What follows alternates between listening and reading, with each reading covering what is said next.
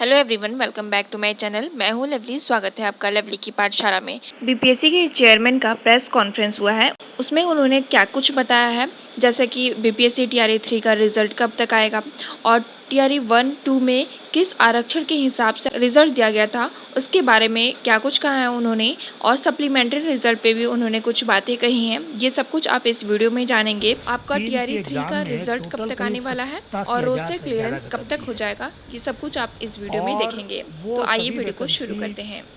पुरानी reservation policy के आधार पर उसको किया गया था। तदनुसार विभाग को category war number of vacancy को कम्युनिकेट करना है। आयोग को जितना जल्दी ये कैटेगरी वाइज रोस्टर क्लियर होके वैकेंसी प्राप्त होती है, उतना जल्दी आयोग उस एग्जाम का रिजल्ट डिक्लेयर करेगा। कम्युनिकेशन आप लोगों का हुआ होगा ना कि रोस्टर क्लियरेंस कब तक हो जाएगा? विभाग से जैसे सूचना प्राप्त हुई है, वहां पर जिलों से भी सभी सूचनाएं इकट्ठी करके उसका रोस्टर बनाने का काम हो रहा है। अब कितना समय लगेगा वो मेरे लिए बताना ठीक नहीं है। लोग हमेशा कोशिश करता है कि एग्जाम के जितना जल्दी हो सके रिजल्ट डिक्लेयर कर दिया जाए। इस वाले में भी आपने देखा होगा, पिछले दिनों सभी एग्जाम का हम लोगों ने फाइनल आंसर की भी दे दिया है। तो अब आयोग के लिए रिजल्ट डिक्लेयर करने में बहुत ज्यादा टाइम नहीं लगेगा। मतलब जैसे ही रोस्टर क्लियरेंस होगा आप जो है रिजल्ट दे देंगे? कितने दिन के बाद देंगे मोटा मोटा? करीब 2 से 3 वीक लगता है प्रोसेस पूरा करने में, क्योंकि 87,000 वैकेंसी है। और दूसरा कि नंबर ऑफ कैटेगरी में वैकेंसी पॉलिसी के हिसाब से आगे पीछे हुई है, तो हर कैटेगरी में भी हमको रिजल्ट को एडजस्ट करना पड़ेगा और हर एक एग्जाम के लिए एडजस्ट करना पड़ेगा। जहां तक एडमिनिस्ट्रेटिव सर्विस का सवाल है, उनके सर्टिफिकेट को तो हम लोग इंटरव्यू के पहले ही जांच करा लेते हैं।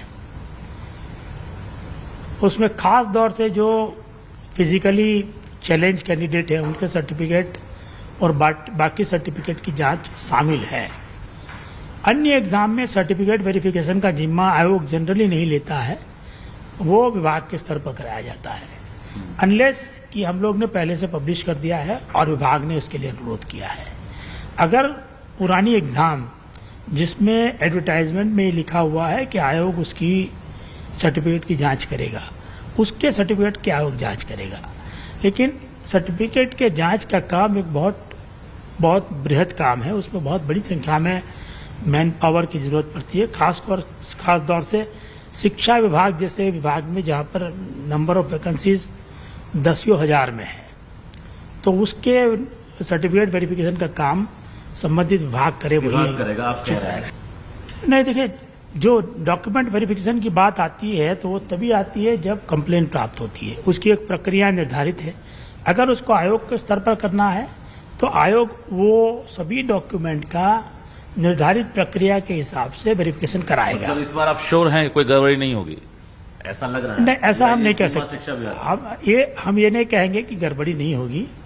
आयोग पूरी तरह से उसकी जांच करेगा। अगर जांचोपरांत कुछ गलती पाई जाती है तो हम उसके ध्यान में लाएंगे और उनके कैंडिडेट पर आगे विचार करेंगे। या शिक्षा विभाग को फिर से फिल्टर करने की जरूरत है, ऐसा लग रहा है?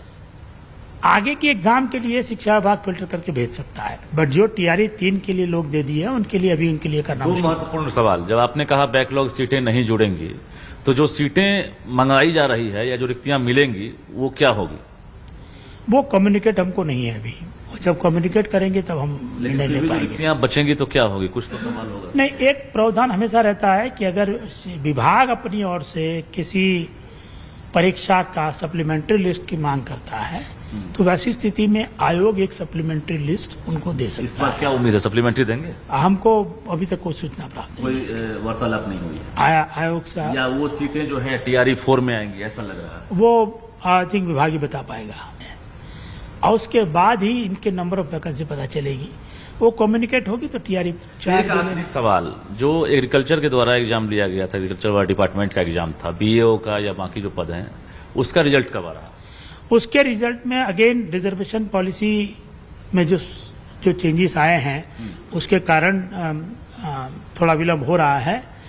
उसमें रिजर्वेशन पॉलिसी में चेंजेस होने के कारण नंबर ऑफ कैंडिडेट का हमको एडिशनल इंटरव्यू लेना पड़ रहा है अब वो इंटरव्यू लेना अपने आप में एक प्रक्रिया है जिसमें हमको नए कैंडिडेट को 15 दिन का टाइम देना पड़ेगा।